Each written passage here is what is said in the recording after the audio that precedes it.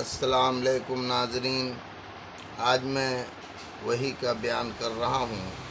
ہم سے بیان کیا موسیٰ بن اسماعیل نے کہا، ہم سے بیان کیا ابو ایوان نے کہا، ہم سے بیان کیا موسیٰ بن ابی عائشہ نے کہا، ہم سے بیان کیا سعید بن جبیر نے۔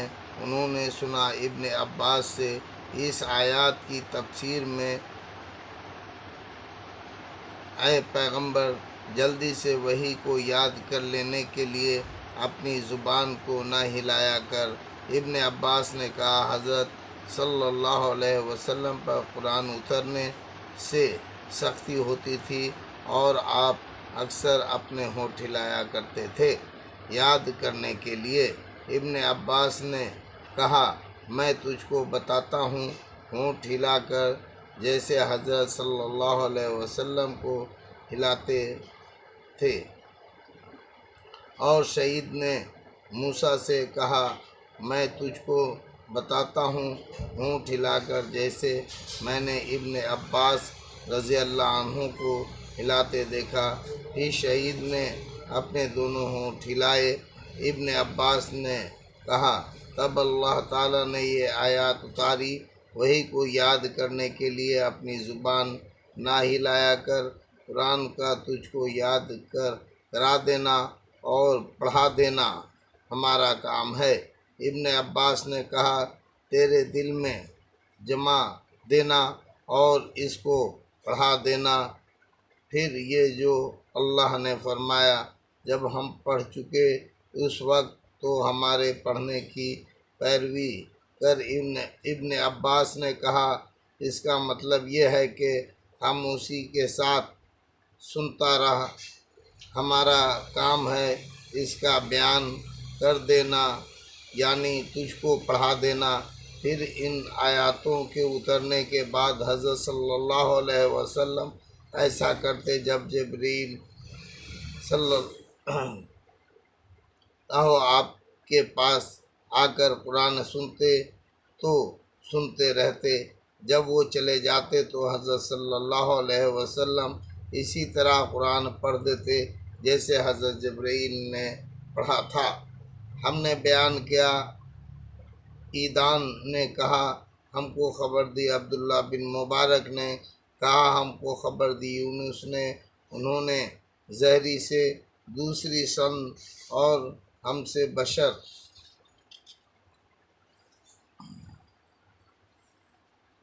بن محمد نے بیان کیا، ہم کو خبر دی عبداللہ بن مبارک نے کہا، ہم کو خبر دی یونس اور معمر نے، ان دونوں نے زہری سے مانند اس نے زہری نے کہا، مجھ کو عبیداللہ بن عبداللہ نے خبر دی، انہوں نے ابن عباس رضی اللہ عنہ تعالیٰ سے سنا، کہا کہ حضرت صلی اللہ علیہ وسلم سب لوگوں سے زیادہ سخت تھے، اور رمضان میں جب جبرائیل علیہ السلام آپ سے ملا کرتے بہت ہی سختی ہوتے، اور جبرائیل رمضان کے ہر رات میں آپ سے ملاقات کرتے اور آپ کے ساتھ قرآن کا دور کرتے۔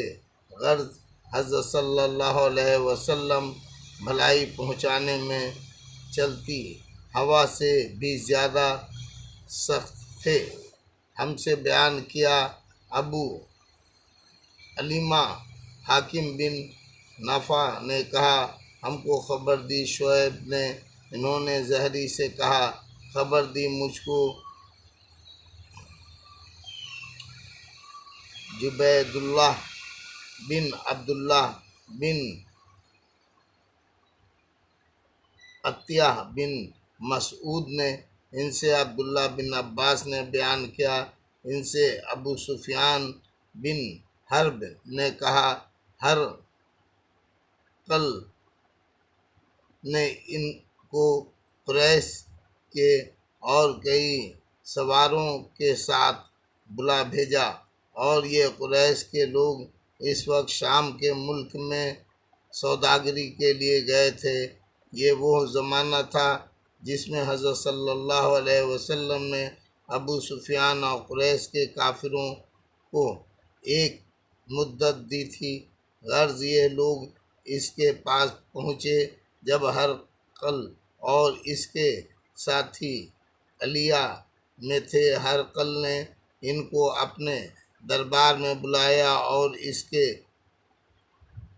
گرد روم کے رئیس بیٹھے تھے۔ پھر ان کو بلایا اور اپنے ماترجم کو بھی بلا لیا۔ وہ کہنے لگا، تم میں سے کون اس شخص کو نزدیک کا رشتہ دار ہے جو اپنے تعین پیغمبر کہتا ہے؟ ابو سفیان نے کہا، میں اس شخص کا قریب رشتہ دار ہوں۔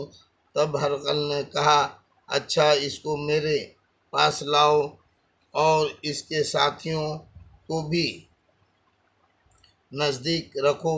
اس کے پیٹھ پر پھر اپنے ماترجم سے کہنے لگا، ان لوگوں سے کہہ، میں اس شخص کا کچھ حال پوچھتا ہوں۔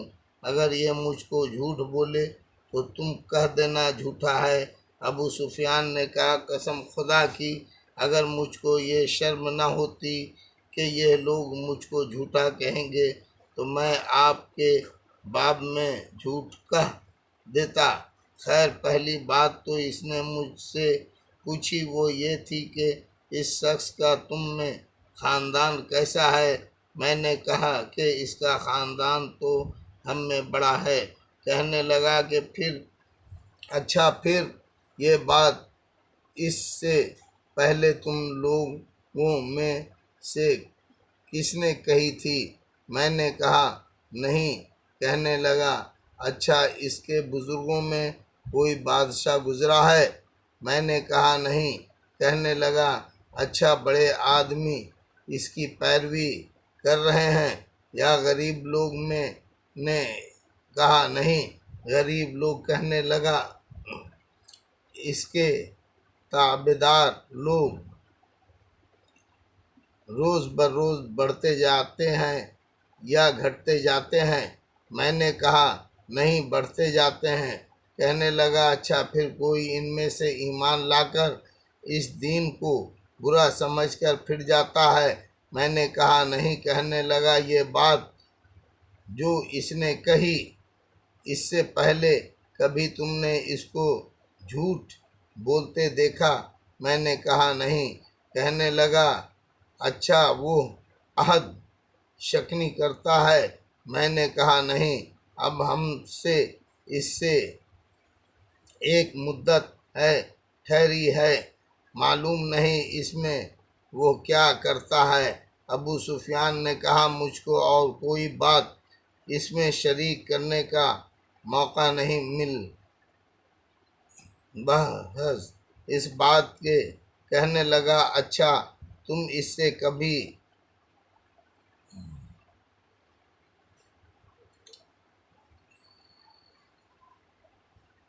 ہارے؟ میں کہا، ہاں۔ کہنے لگا، پھر تمہاری اس کی لڑائی کیسے ہوتی ہے؟ میں نے کہا، اس میں لڑائی دو لوں کی طرح ہے اور وہ نقصان کرتا ہے، ہم اس کا نقصان کرتے ہیں۔ کہنے لگا، اچھا، وہ تم کو کیا حکم کرتا ہے؟ میں نے کہا، وہ یہ کہتا ہے، بس اکیلے اللہ ہی کو پوجو اور اس کے ساتھ کسی چیز کو شریک نہ بناؤ، اور اپنے باپ دادا کی باتیں چھوڑ دو، اور ہم کو نماز پڑھنے، سچ بولنے سے بچنے اور ناطہ جوڑنے کا حکم دیتا ہے۔ تب ہرقل نے ماترجم سے کہا، اس شخص سے کہہ، میں نے تجھ سے اس کا خاندان پوچھا تو تو نے کہا وہ ہم میں اعلیٰ خاندان ہے، اور پیغمبر اپنی قوم میں اعلیٰ خاندان ہی بھیجے جاتے ہیں۔ اور میں نے تجھ سے پوچھا، یہ بات تم لوگ میں اس سے پہلے کس نے کہی تھی؟ تو نے کہا، نہیں، اس سے میرا مطلب یہ تھا کہ اگر اس سے پہلے دوسرے کسی نے یہ بات کی ہوتی تب میں یہ کہتا یہ شخص اگلی بات کی پیروی کرتا ہے، اور میں نے تجھ سے پوچھا کہ بزرگوں میں کوئی بادشاہ گزرا ہے؟ تو نے کہا نہیں۔ اس سے میرا مطلب یہ تھا کہ اگر اس کے بزرگوں میں کوئی بادشاہ گزرا ہے تو میں یہ سمجھ لوں کہ وہ شخص پیغمبری کا بہانہ کر کے اپنے باپ کی بادشاہت لینا چاہتا ہے، اور میں نے تجھ سے یہ پوچھا کہ اس بات کے کہنے سے پہلے تم نے کبھی اس کو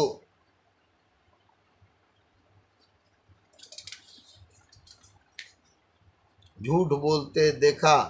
تو نے کہا نہیں۔ تو اب میں نے سمجھ لیا کہ ایسا کبھی نہیں ہو سکتا کہ وہ لوگ پر تو جھوٹ باندھنے سے پرہیز کرے اور اللہ پر جھوٹ باندھے۔ اور میں نے تجھ سے پوچھا کیا بڑے آدمیوں نے اس کی پیروی کی ہے یا غریبوں نے؟ تو نے کہا غریب لوگوں نے اس کی پیروی کی ہے، اور پیغمبروں کی تعداد غریب ہی ہوتے ہیں۔ اور میں نے تجھ سے پوچھا وہ بڑھے رہے ہیں یا گھٹ رہے ہیں؟ تو نے کہا وہ بڑھ رہے ہیں، اور ایمان کا یہی حال رہتا ہے جب تک وہ پورا ہو۔ اور میں نے تجھ سے پوچھا کوئی اس کے دین میں آ کر پھرا اس کو برا سمجھ کر اس سے پھر جاتا ہے؟ تو نے کہا نہیں۔ اور ایمان کا یہی حال ہے جب اس کی خوشی دل میں سما جاتی ہے تو پھر نہیں نکلتی۔ اور میں نے تجھ سے پوچھا وہ عہد شکنی کرتا ہے؟ تو نے کہا نہیں۔ اور پیغمبر ایسے ہی ہوتے ہیں اور عہد نہیں توڑتے۔ اور میں نے تجھ سے پوچھا وہ تم کو کیا حکم دیتا ہے؟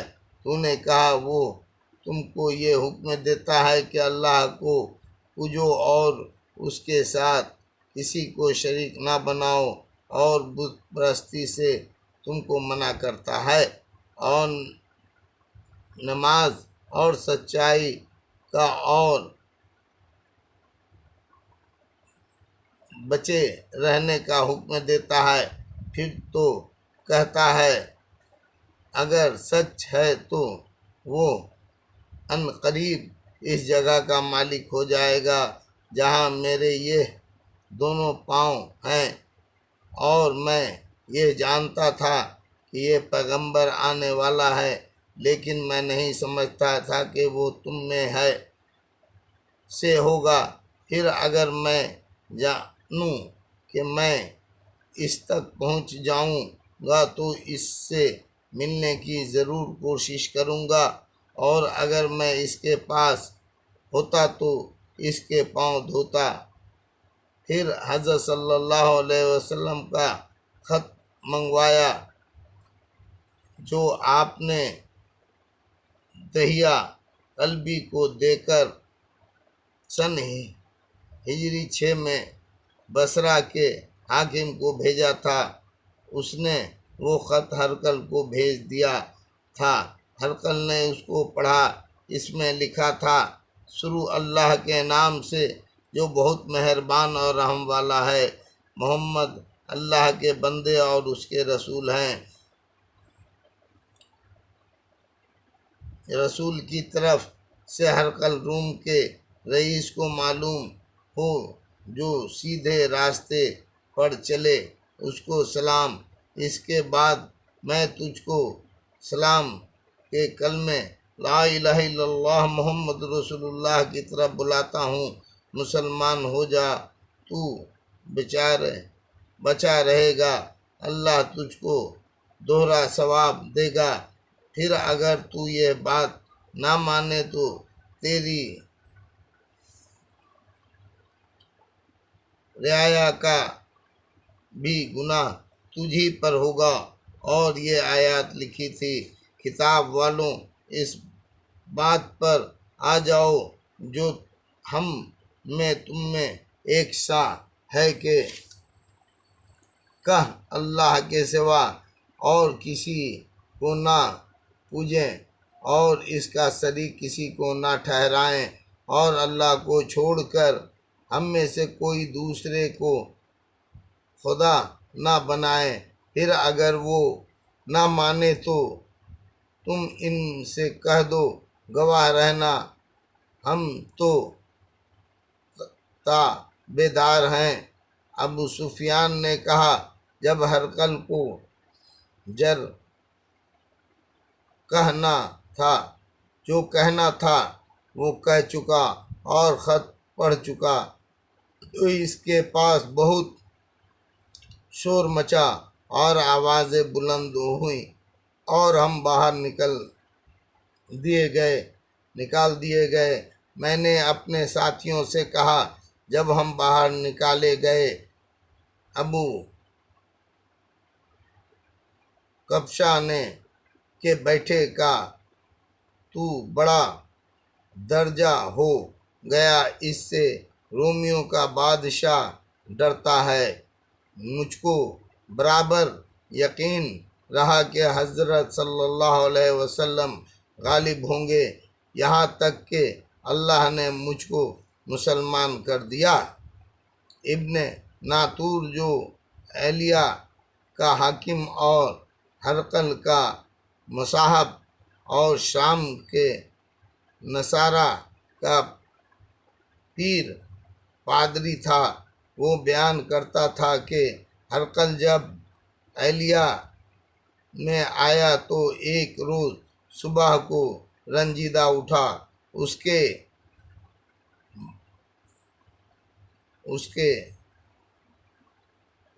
اعضاء مصابہ کہنے لگے، ہم دیکھتے ہیں آج تیری صورت اتری ہوئی ہے۔ ابن ناطور نے کہا، ہرقل نجومی تھا، اس کو ستاروں کا علم تھا۔ جب لوگوں نے اس سے پوچھا تو کیوں رنجیدہ ہے، تو وہ کہنے لگا، میں نے آج رات ستاروں پر نظر کی، ایسا معلوم ہوتا ہے جیسے ختنہ کرنے والوں کا بادشاہ غالب ہوا۔ تو اس زمانے والوں میں کون لوگ ختنہ کرتے ہیں؟ اس کے مصاحبہ کہنے لگے، یہودیوں کے سوا کوئی ختنہ نہیں کرتا، تو ان کی کچھ فکر نہ کر اور اپنے علاقے کے شہروں میں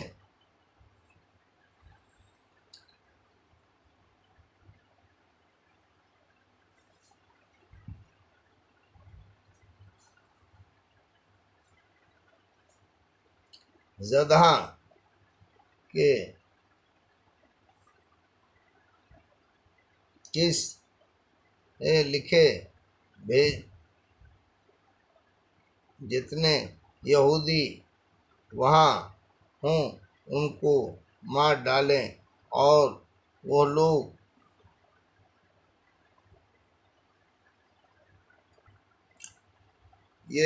لوگ یہ باتیں کر رہے تھے، اتنے میں ہرقل کے سامنے ایک شخص کو لائے جس کو غشاں کے بادشاہ حارث بن ابی شمر نے بھیجوایا تھا۔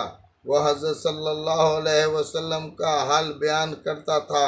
جب ہرقل نے سب خبر اس سے سن لی تو اپنے لوگوں سے کہنے لگا، ذرا جا کر اس شخص کو دیکھو، اس کا ختنہ ہوا ہے یا نہیں۔ انہوں نے اس کو دیکھا اور جا کر ہرقل سے بیان کیا کہ اس کا ختنہ ہوا ہے۔ اور ہرقل نے اس شخص سے پوچھا، کیا عرب ختنہ کرتے ہیں؟ اس نے کہا، ہاں ختنہ کرتے ہیں۔ تب ہرقل نے کہا، یہی شخص اس امت کے بادشاہ میں جو غالب ہوئے ہیں۔ پھر ہرقل نے اپنے ایک دوست کو رومیوں میں لکھا، وہ علم میں ہرقل کا جوڑ تھا۔ وہ ہرقل خود حمص کو گیا، ابھی امس سے نہیں نکلا تھا کہ اس کے دوست کا خط اس کو پہنچا۔ اس کی بھی رائے حضرت صلی اللہ علیہ وسلم کے ظاہر ہونے میں ہرقل کے موافق تھی، یعنی حضرت صلی اللہ علیہ وسلم سچے پیغمبر ہیں۔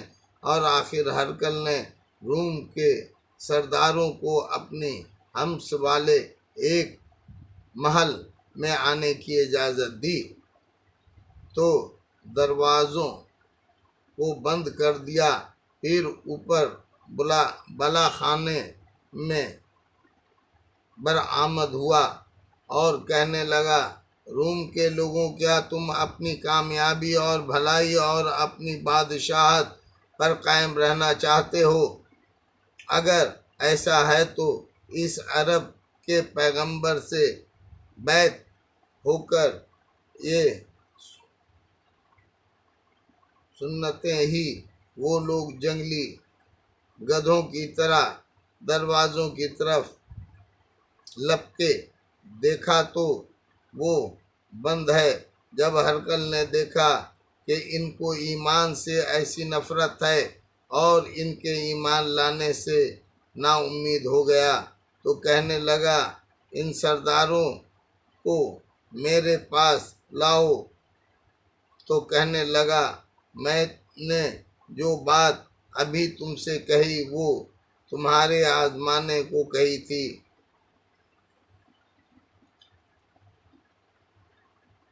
دھویوں، تم اپنے دین میں کیسے مضبوط ہو، اب میں وہ دیکھ چکا۔ تب سب نے اس کو سجدہ کیا اور اس سے راضی ہو گئے۔ یہ ہرقل کا آخری حال ہوا۔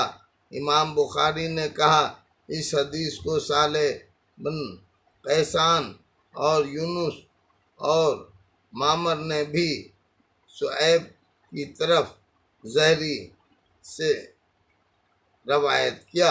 اللہ اکبر۔